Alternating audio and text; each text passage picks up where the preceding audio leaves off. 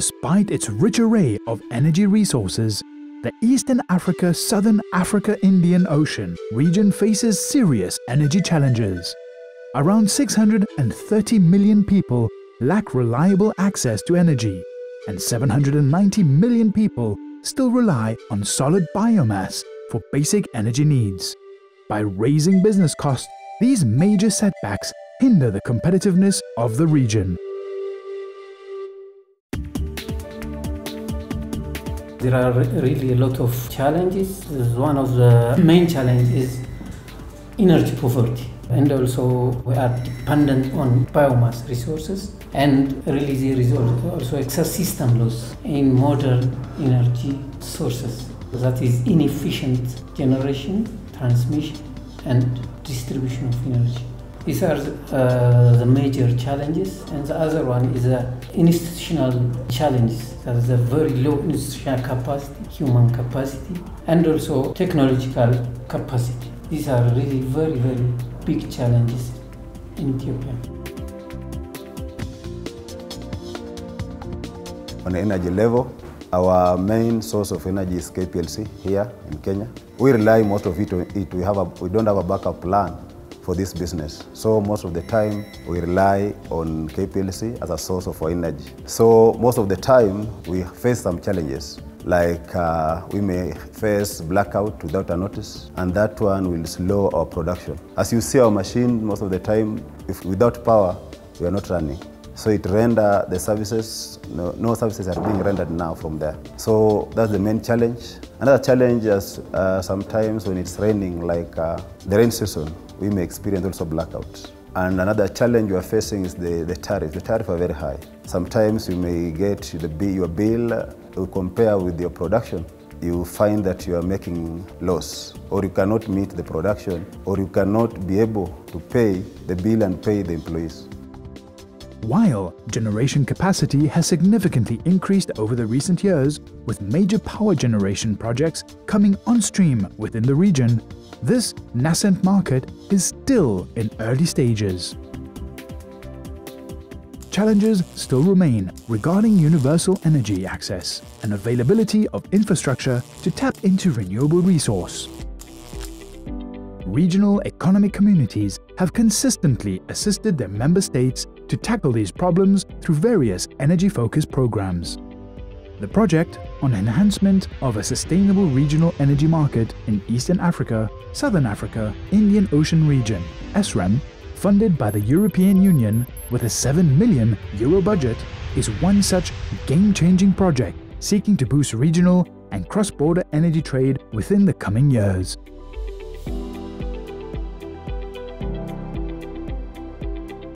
The ESREM project is about facilitating development of regional frameworks that can be adopted by individual countries.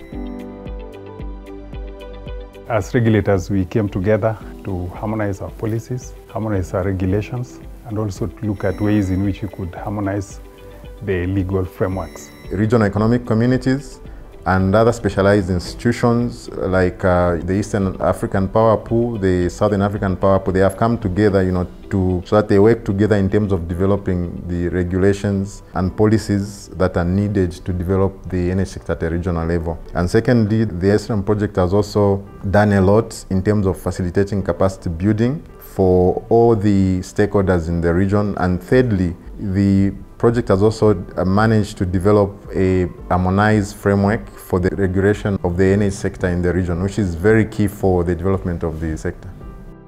With the support of the EU via the 11th EDF, ESREM is tailored to address the energy needs of the EASA-IO region by promoting regional cooperation in energy development, trade and capacity building. Essentially, what this will enable us to do is to have cooperative work in terms of energy trade, for instance. If you're going to trade energy, you need to have rules and regulations that enables you to harmonize the trade. Steered by COMESA in partnership with EAC, IGAD, IOC and SADC, ESREM targets a regional harmonization of energy policy and regulatory frameworks while developing the necessary frameworks to promote investment in renewable energy and energy efficiency. So if you look at like now, if you are going to export power from Zambia to Ethiopia, or you are going to export from Ethiopia to Zambia, you have to go into negotiations, between the two countries. So basically, and one of the things we are going to be negotiating about is the methodology for calculating the tariff. Who is going to pay for the transmission between Kenya and all those kind of things. But what these frameworks are trying to do is actually to have methods in place whereby all the countries involved in a particular trade, they know that there is an existing method, so it makes it easier, for everyone involved to actually, do the trades. ESREM aims to create a conducive regulatory environment within the ESA-IO region to enhance a sustainable regional energy market and stimulate regional power trade. Ethiopia, Kenya, and Zambia count among its beneficiaries. I trust that bilateral agreements will dwindle down, because power pools takes much of the activities of the bilateral agreements. And the power pools create much of an opportunity for cross-border countries. It could be in a spot market or regular market arrangement. To achieve its mission, ESREM has worked towards key achievements. The establishment of a regulatory oversight framework for the ESA-IO region. Development of the framework and roadmap for the transformation of the Regional Energy Regulators Association of Southern Africa into a substantive regional regulatory authority for Southern Africa. The Renewable Energy and Energy Efficiency Strategy and Action Plan. The capacitation of regional regulatory institutions and power pools. For you to have a good investment in the sector, to attract investment, you need a policy and regulatory environment which is conducive. So you find that if the policies and regulations are not properly done, that's a barrier for investment. Just by way of background, the SADC energy ministers in 2010 formally adopted the RERA cross-border power trading guidelines. RERA will enable regulation on the regional energy markets by the harmonized legal and regulatory framework, which will ensure that countries are able to freely trade using the same reference points, as opposed to each country having its own rules, policies, and guidelines. And then also there'll be transparent and predictable requirements for transboundary projects, which will ensure increased investment in the sector and will also enhance the market. Stepping stones for that would be to ensure that we have a harmonized way of doing cross-border trade for energy, ensuring that the rules governing the market are rules that would incentivize investors to come in, and also to encourage consumers to use the energy efficiently. And for this reason, even governments would need to be encouraged to put in place policies that would encourage energy efficiency and exploitation, keeping in mind, of course, issues such as sustainability, because as COMESA, we are also part of the planet, and we have to think in terms of ensuring that the planet remains sustainable. The framework for regulatory oversight is a major milestone and was achieved through consultation with strategic regional energy sector stakeholders, including ministries in charge of energy issues, regional economic communities, as well as national and regional regulatory institutions within the region. It will ensure harmonized, efficient, and gender-sensitive regulation across the ESA-IO market. The framework for regulatory oversight of the regional energy market in Eastern Africa, Southern African Indian Ocean, initiated under ESREM, would be of great significance and value in the sense that it will provide possibilities of harmonized and regulated cross-border power trade. Once you have standards that are up to international level, regulations up to international level, and if the member countries adopt those regulations, then it makes it more attractive for investors to come. Also, this framework reveals how to incentivize investment in regional transmission and generation infrastructure facilities through development of appropriate pricing methodology that promote competition and market integration. Also, this framework reveals how to promote open access to the regional transmission network through development of harmonized interconnections code and operations regimes. It has the following objectives: to clarify the roles of regional energy institutions and identify required regulatory instruments and market monitoring and surveillance programs for the regional energy market. to incentivize investments in regional transmission and generation infrastructure through development of appropriate pricing methodologies that promote competition and market integration, and to promote open access to the regional transmission network through development of harmonized interconnections codes and operations regimes. From the Southern African perspective, we have benefited and we continue to benefit from the programs under ESREM. I would mention specifically two, which one is the capacity building programs. We have participated in various exchange programs to other markets internationally to go and benchmark and to go and learn and be able to come back into the regions and adapt and implement what we have learned. So that is the first one. Secondly, we benefit and we continue to benefit from their studies that they carry out under the ESREM project.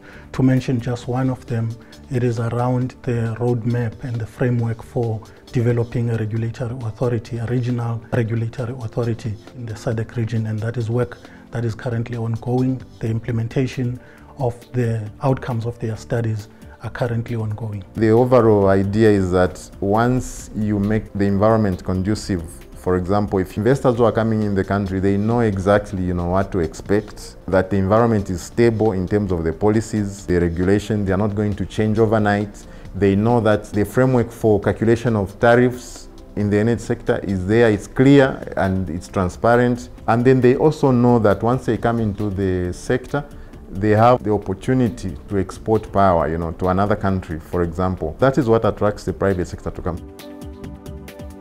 Another stepping stone is the framework and roadmap for the transformation of RERA from an association with recommendatory authority into a SADC Regional Energy Regulatory Authority, SRERA, with substantive powers. This roadmap establishes SRERA as a major regulator within SADC to facilitate public and private sector investment in the regional energy sector. SRERA is expected to grow organically and develop its regulatory instruments following the needs of the growing market.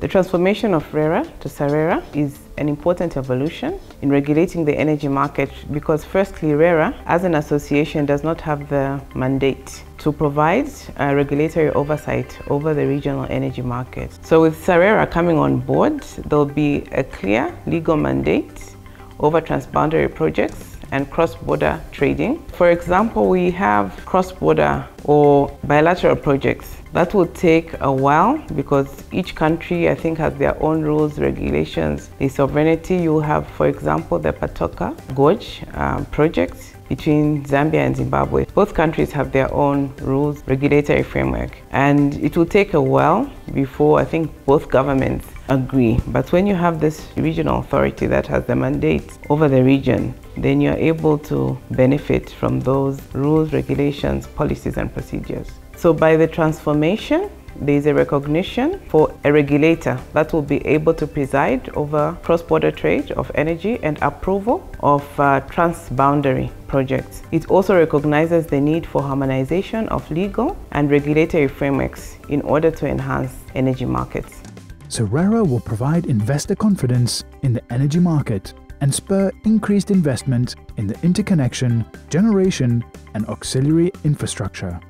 To be precise, it will be by bringing predictability and transparency to the regional energy markets, also the harmonization of legal and regulatory frameworks, and a clear mandate over transboundary projects and power trading.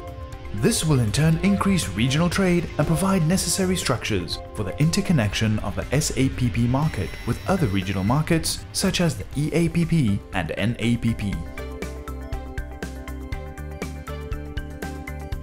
Ethiopia will also the major trade in the power trade in the region and had developed its standards and the guidelines to according to the requirements of the regions. And the guidelines had been developed based on the East African Power Pool requirements and also the Southern African Power Pool guidelines are under consideration in the ESREM project. We've already seen, some of the frameworks that have been developed, such as the Renewable Energy Efficiency Strategy, and we've also seen the harmonized framework for the regulation of the regional electricity sector. And there are other, frameworks that the project has developed. So first of all, it's incumbent upon each of the individual countries to actually take those frameworks and adopt them for their own use at national level. That's one. The number two is that the ESREM project has promoted or facilitated a lot of capacity building, and that capacity building is specifically meant to raise the capacity of the member countries to understand the frameworks that are being developed, as well as to adopt those frameworks for their own use. We have seen the Kenya Power complaining a lot of time. So I think going for things like solar energy or getting power from neighboring country or getting some expertise from outside, people that can make the power to come down, the energy to come down, so that we can be able to access it very easily. We can able to run our operation without interruption. ESREM's third result, the Renewable Energy and Energy Efficiency Strategy and Action Plan, or RESAP for the EASA-IO region, addresses energy, gender, climate change, cross-sectoral and communication issues. This will ease the burden of women and marginalized group society in availing productive use electricity supply. Productive use electricity supply mean like enabling the women and the marginal group society to have an access for small-scale irrigation. We also want our women to have access to clean energy. As you know, the dependence on wood fuel and charcoal has negative bearing on the environment, which actually causes other problems, because the more environmental degradation there is, the more negative effects. The women have to walk further to look for firewood, but even more, we know that the water sources are also affected. So we do hope that through the ESREM project, the links that are there in studies that have been done between access to modern energy and increased economic activity will manifest. So we hope to see women engaging in more entrepreneurial activities.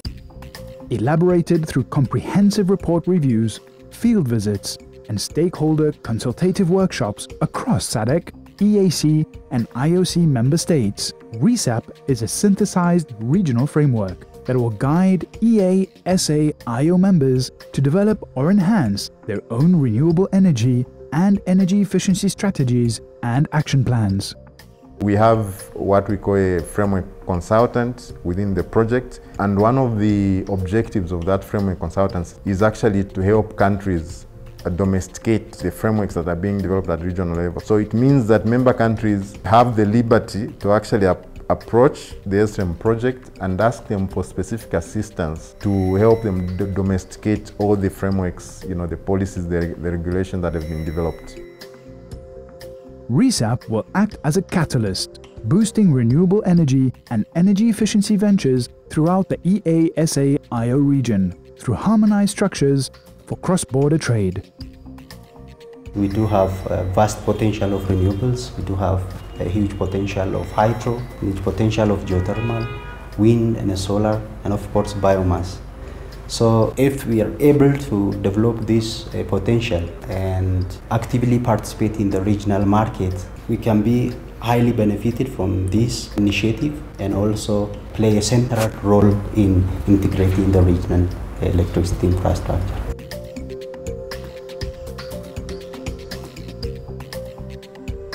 In sync with the work undertaken across mainland Africa, ocean states of the IO region are also focusing their efforts towards better regional regulatory oversight. The IOC has been a key partner in activities carried out under ESREM and RESAP.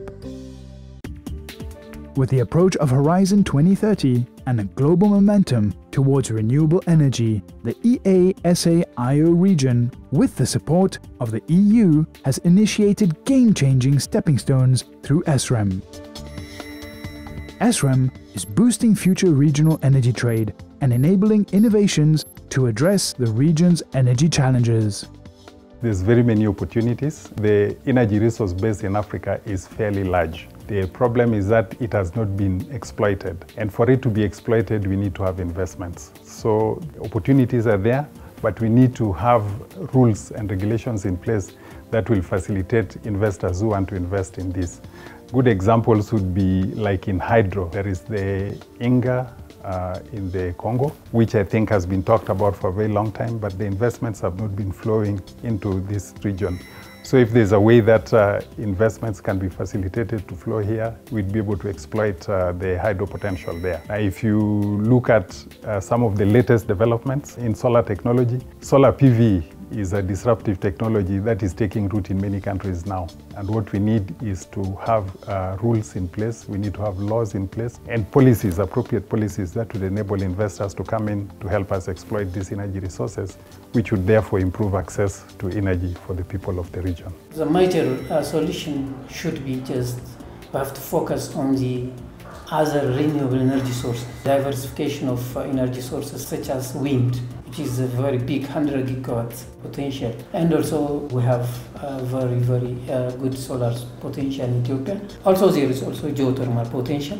So we have to focus on this energy mixing. This not only ensures sustainability of power supply, we have to strengthen the institutional capacity too. And also the transmission distribution networks should be also upgraded. By creating the right environment for cross-border power trade and opportunities for IPPs, the outcomes of ESREM will be pivotal to address the energy needs of a growing African continent through local, national, and regional solutions. Through the provisions of ESREM, limitations at national level can be overcome through cross-border and international partnerships.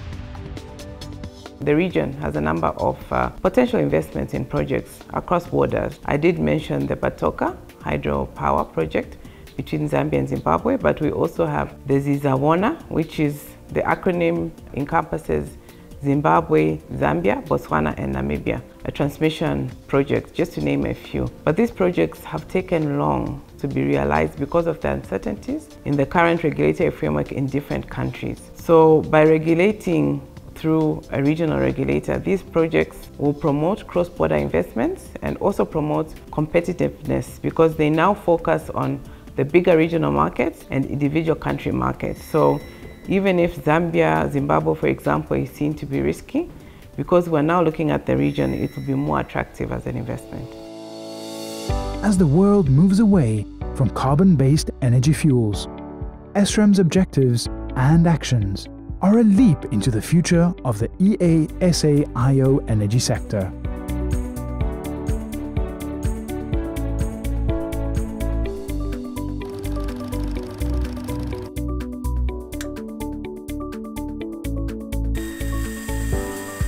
The foundations laid by ESREM are dedicated to attract the necessary investment through which solutions, including disruptive innovations, can emerge. In the spirit of regional cooperation and in the direction of renewable energy.